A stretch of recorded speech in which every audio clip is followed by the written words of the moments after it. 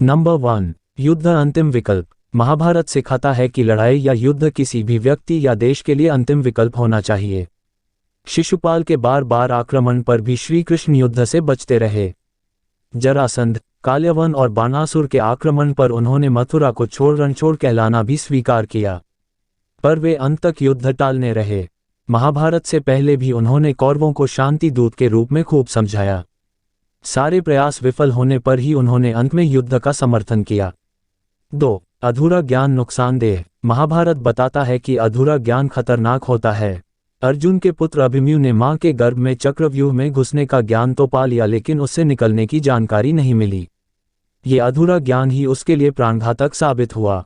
महाभारत के युद्ध में उसकी मौत चक्रव्यूह में फंसने से ही हुई। इसलिए हमें अपने कार्यक्षेत्र का पूरा ज्ञान होना चाहिए। 3. जुए से दूर रहें। महाभारत युद्ध का आधार कौरवों व पांडवों के बीच खेला गया जुआ था, जिसमें पांडव जीत के लालच में अपना सब कुछ हारने के बाद पत्नी द्रौपदी को भी दांव पर लगा उसे गवा देते हैं, जिसके बाद भरी सभा में उसका चीरहरण ही महाभारत युद्ध का मुख्य कारण बना। ऐसे में महाभारत हमें सिखाता है कि लालच में आकर जुए व सट्टे जैसे कामों में नहीं फंसना चाहिए। 4. सत्य व नीति के साथ रहो। महाभारत हमें सत्य व नीति का साथ देना सिखाता है। भीष्म, द्रोणाचार्य व कर्ण जैसे योद्धाओं ने सही व गलत को जानने पर भी कौरवों का साथ देकर अपयश प्राप्त किया, जबकि श्री कृष्ण ने कमजोर लेकिन सही पांडवों का साथ देकर हमेशा सत्य व नीति का साथ देने की शिक्षा दी। पांडवों की जीत ने यह भी साबित किया कि अंत में विजय सत्य की होती है। 5. दोस्त का साथ दो। महाभारत दोस्ती की भी अनूठी मिसाल है।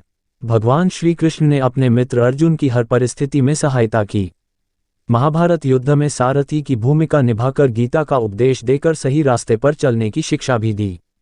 महाभारत में कर्ण व दुर्योधन की मित्रता भी यह सीख देती है कि दोस्त यदि गलत है तो उसका साथ नहीं देना चाहिए, वरना उसकी गिनती खलनायकों में होती है और वह अपयश का भागी होता है।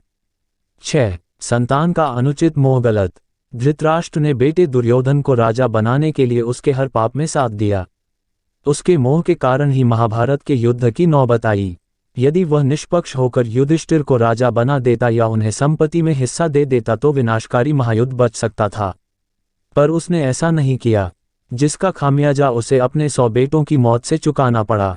ऐसे में महाभारत सिखाता है कि पुत्र मोह में फंसकर उसके गलत कार्यों का समर्थन नहीं करना चाहिए। 7. लक्ष्य पर ध्यान रखो। धनुष विद्या प्राप्त करते समय गुरु द्रोणाचार्य ने जब पेड़ पर पक्षी को निशाना बनाने को कहा तो सब शिष्यों ने पक्षी के अलग अलग अंगों के देखे जाने की बात कही, पर अर्जुन ने केवल उसकी आंख को लक्ष्य कर केवल वही देखने की बात कही। इसी तरह द्रौपदी के स्वयंवर में भी अर्जुन ने केवल मछली की आंख को ही लक्ष्य बना उसे भेद दिया।